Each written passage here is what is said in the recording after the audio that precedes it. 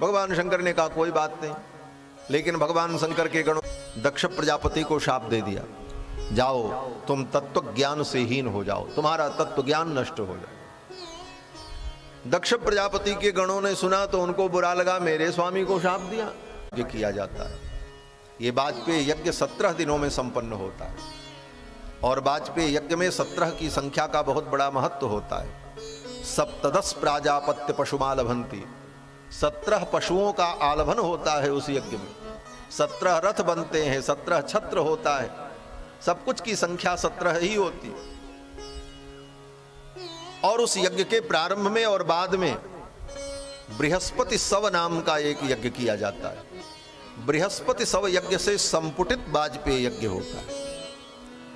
दक्ष प्रजापति ने ऐसे महान यज्ञ का आयोजन किया, बृहस्पति सव किया, फिर वाजपेयी किया, फिर वाजपेयी करने के बाद जब बृहस्पति सव नाम का यज्ञ चल रहा था, इस यज्ञ में सबको निमंत्रण दिया, लेकिन भगवान शंकर को निमंत्रण नहीं दिया, केवल इसीलिए कि उनका अपमान हो। उनको मैं नहीं बुलाऊंगा तो उन्हें अपमान का अनुभव होगा। यह सोचकर दक्ष प्रजापति ने भगवान शिव को निमंत्रित नहीं किया।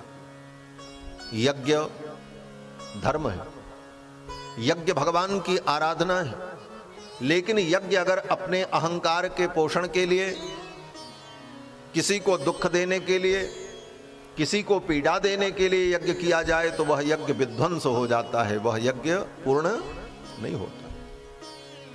इसीलिए रामायण में आपने पढ़ा होगा, 6 यज्ञों का वर्णन है रामायण में, रामचरितमानस में, जिसमें 3 यज्ञ पूर्ण हुए और 3 यज्ञ विध्वंस हो गए। भगवान शंकर को सब कुछ बता दिया। अवगम्य नारदात, नारद जी के द्वारा सब कुछ जान लिया भगवान शंकर ने। सती ने अपने प्राणों का त्याग किया है। अब तो भगवान शंकर को क्रोध आया और भगवान शंकर ने अपनी एक जटा उखाड़ी और जटा को उखाड़ करके भूमि पर पटका, और उस जटा के मध्य से एक भयानक पुरुष प्रकट हुआ, बड़ा भयानक, कराल दृष्टो ज्वलदग्निमूर्धजः कपालमाली विविधाद्युतो युध, अनेक प्रकार के आयुध को धारण किए हुए वो भयानक पुरुष प्रकट हुआ और भगवान शंकर के चरणों में प्रणाम किया कि तम किम करोमीति गृणन्तमाह बद्धांजलिम भगवान भूतनाथ। हे भूतनाथ, किम करोमि, मैं क्या करूं, मेरे लिए क्या किया है? भगवान शंकर ने कहा, जाओ दक्षम स यज्ञम जहिमद्भटानाम त्वमग्रणी रुद्र भटाम शको में, जाकर के दक्ष प्रजापति के यज्ञ को दक्ष के सहित समाप्त कर। भगवान शिव के गण वीरभद्र चल पड़े, भूत प्रेत पिशाच डाकनी साकनी सबको लेकर, और उनके पहुंचते ही दक्ष प्रजापति के यज्ञ में हाहाकार मच गया। देवता भागने लगे, लेकिन देवता बड़े अभागे थे, आज उनको भागने का मौका नहीं मिला। भगवान शंकर के गणों ने पकड़ लिया। चंडीशम पूषणम देवम भगम नंदीश्वरो गृहीत, भग नाम के देवता को नंदीश्वर ने पकड़ लिया, पूषा नाम के देवता को चंडीश ने पकड़ लिया, और दक्ष प्रजापति को वीरभद्र ने पकड़ लिया। भृगुम बबंध मणिमान, भगवान शंकर के गण जो मणिमान थे उन्होंने भृगु जी को पकड़ लिया, जो यज्ञ कराने वाले पंडित जी थे। अब सबकी धुनाई पिटाई शुरू हुई महाराज। भगवान शंकर के गण मणिमान ने भृगु जी से कहा, भृगु जी बहुत दाढ़ी हिला हिला करके आप मंत्र पढ़ रहे थे, हाँ, मोटा जजमान मिला था इसलिए बड़ा गर्व था आपको। प्रजापतियों के अध्यक्ष मेरे जजमान हैं, मैं उनका पुरोहित हूं। और जब सती दुखी होकर अपने प्राणों का त्याग कर रही थी तो आप चुपचाप बैठे मुस्कुरा रहे थे, अपनी दाढ़ी पर हाथ फेर रहे थे। आपकी दाढ़ी उखाड़ लेते। ऐसा कहते हुए मणिमान ने भृगु जी की दाढ़ी को पकड़ा और मूछ को पकड़ा और एक साथ ऐसे झटका दिया, महाराज उखाड़ लिया दाढ़ी को। भृगुम लुलुंचे सदसि। सभा के मध्य में ही उनकी दाढ़ी और मूंछ को मणिमान ने नोच लिया। पूषा नाम के देवता को चंडीस ने पकड़ा और चंडीस ने कहा, जब सती अपने प्राणों का त्याग कर रही थी, ये अनर्थ हो रहा था, तब तुम हंस रहे थे, अपना दांत दिखा रहे थे, मैं तुम्हारा दांत तोड़ दूंगा। एक मुष्टिका का प्रहार किया, 3200 दांत टूट करके पेट के अंदर चले गए पूषा देवता।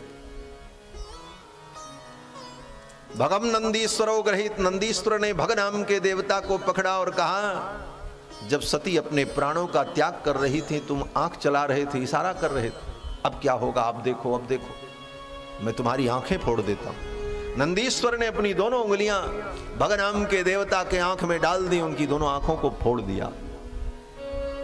और वीरभद्र ने दक्ष प्रजापति को पकड़ा और पकड़ करके उसी यज्ञ मंडप में पटक कर छाती पर चढ़कर सितधारेण हेतिना, अत्यंत तीक्ष्ण धारदार तलवार के द्वारा दक्ष प्रजापति के गले को काटने लगे वीरभद्र, लेकिन काटते काटते थक गए, काट नहीं पाए, इतना मजबूत गला था। तब वीरभद्र ने सोचा, कैसे मारें इसको, ये तो कट ही नहीं रहा इसका गला, इतना मजबूत गला। न शक्नोत्र्यंबकः। वेदव्यास जी कहते हैं, वीरभद्र उस धारदार हथियार से भी दक्ष प्रजापति का गला काट नहीं पाए। तब वीरभद्र ने अगल बगल देखा तो उसी यज्ञशाला में एक पशु का सिर रखा हुआ था, क्योंकि श्रौत यज्ञ में पशुओं का भी प्रयोग होता है जहां पर वेद विधान करता है। तो सवनीय पशु का सिर रखा हुआ था। उस सिर को देखते ही दक्ष प्रजापति को यज्ञ में पशु का वध कैसे किया जाता है उस विधि का स्मरण हो गया वीरभद्र को, और उसी विधि का स्मरण करके उसी विधि से वीरभद्र ने दक्ष प्रजापति का वध कर दिया। दक्ष प्रजापति के सिर को पकड़ करके ऐसे ऐंठा, जैसे चूड़ी कसी जाती है, ऐसे घुमाने लगे, और घुमाते घुमाते इतना घुमा दिया कि सिर टूट करके धड़ से अलग हो गया, और उस सिर को उठा करके वीरभद्र ने यज्ञ कुंड में डाल दिया। अग्नये सुष्टकृते स्वाहा, सुष्टकृत आहुति मानो दे डाली, और यज्ञ कुंड की जो परिधियां थीं उन परिधियों को पैरों से वीरभद्र के अनुचरों ने, भगवान शंकर के गणों ने रौंद डाला। यज्ञ कुंड की अग्नि को नष्ट कर दिया। यज्ञ मंडप में जो प्राग वंश लगा था उस प्राग वंश को पकड़ करके खींच दिया, सारा मंडप धड़ाम से नीचे आ गया। केचित बभंसु प्राग वंशम पत्नीशालाम तथा परे। और दक्ष प्रजापति के सिर को उठा करके कुंड में डाल दिया। फिर भगवान शंकर के गणों ने यज्ञ मंडप में आग लगा दिया, और आग लगा दिया जब पूरा यज्ञ मंडप धू धू करके जलने लगा तो भगवान शंकर के जितने गण थे, भगवान वीरभद्र के अनुयायी, वे सब उत्तर दिशा की ओर, कैलाश की ओर चल पड़े। आगे आगे वीरभद्र जा रहे हैं और पीछे पीछे भगवान शंकर के गण हर हर महादेव, हर हर महादेव कहते हुए सब कैलाश चले गए। दक्ष प्रजापति का यज्ञ विध्वंस हो। ब्रह्मा आए, अब विचार हुआ कुछ भी करो भाई, दक्ष प्रजापति प्रजापतियों के अध्यक्ष थे, इनका वध हुआ, ऐसी निर्मम हत्या हुई, इसका कोई निराकरण होना चाहिए। सबने कहा भगवान शंकर की स्तुति करो, वो प्रसन्न होंगे, सब ठीक हो जाएगा। फिर सबने जाकर के भगवान शंकर की स्तुति की। भगवान शंकर प्रसन्न हुए और भगवान शंकर ने आकर के कहा, अब जो हुआ सो तो हुआ, लेकिन अब सब ठीक करो। बोले कैसे ठीक करो? अश्वनी कुमार को बुलाया गया, देवताओं के वैद्य को। तो अश्वनी कुमार ने उस बकरे के सिर को उठा करके दक्ष प्रजापति के धड़ के ऊपर जोड़ दिया। संदधु कस्य कायेन सवनीय पशु सिरः। सवनीय यज्ञ के पशु के सिर को प्रजापति के धड़ से जोड़कर उनको जीवित कर दिया। भृगु जी की दाढ़ी नोच ली गई थी। बोले अब इनको दाढ़ी कहां से लगे? बोले तो उस बकरे की जो दाढ़ी थी वही दाढ़ी उनको लगा दी।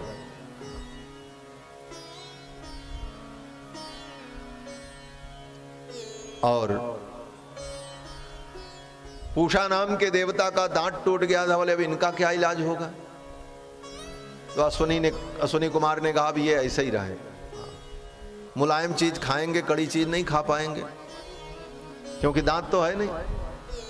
इसीलिए आज भी वही विधान चलता है, यज्ञ में पूषा देवता के लिए पुरोडास की आहुति नहीं दी जाती। क्यों? बोले पुरोडास वो नहीं खा पाएंगे, क्योंकि पुरोडास बहुत कड़ा होता है। तो यव के आटा की लपसी बनाकर, यव के आटा का यवागु बना करके पूषा नाम के देवता को आहुति दी जाती है। वेदों में इसका वर्णन। भग नाम के देवता की आंख फूट गई, बोले इनका क्या हो? तो देवताओं के वैद्य अश्वनी कुमार ने कहा अब इनकी आंख तो ठीक नहीं होगी, अब ये अपने मित्र के साथ ही रहें। जैसे सूरदास जो होते हैं, जिनके आंख नहीं तो किसी आंख वाले के कंधे पे हाथ रख करके चलते हैं, वो ले जाएं, सब जगह बैठावें उठावें, सेवा करें। उसी प्रकार व्यवस्था दे दी गई। मित्रस्य त्वा चक्षुषा प्रतीक्षे, मित्र नाम के जो देवता हैं उनकी आंख से तुम देखना, उन्हीं के साथ रहना, वो तुम्हारा सहयोग करे। इस प्रकार सबकी व्यवस्था हुई।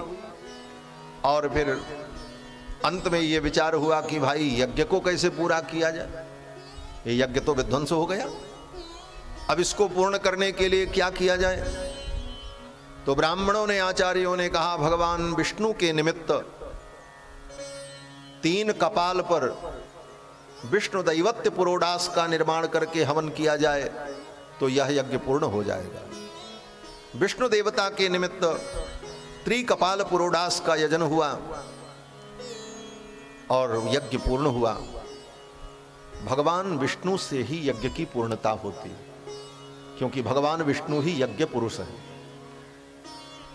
इसीलिए आज भी विद्वान लोग कहते हैं कोई भी यज्ञ करो, कर्म करो, तो अंत में भगवान का ही नाम लेकर के उसे पूर्ण किया जाता है। यश स्मृत्या च नामोक्त्या तपो यज्ञ क्रियादिषु न्यूनम संपूर्णताम याति सद्यो वंदे तमच्युतम। भगवान अच्युत का स्मरण करने पर, भगवान विष्णु का स्मरण करने पर ही यज्ञ पूर्ण होता है, क्योंकि भगवान ही यज्ञ स्वरूप है। विष्णु देवता के निमित्त त्रिकपाल पुरोडास का यजन किया, यज्ञ की पूर्णता हुई। और सभी ब्राह्मणों ने, ऋषियों ने यज्ञ नारायण भगवान की स्तुति की। आगे कथा है कि दक्ष प्रजापति का जब सिर बकरे का हो गया, धड़ मनुष्य का और सिर बकरे का, तो दक्ष प्रजापति को यह अच्छा नहीं लगा। दक्ष प्रजापति ने अपना वो शरीर छोड़ दिया और फिर वो प्रचेता के पुत्र बनकर के प्रकट हुए।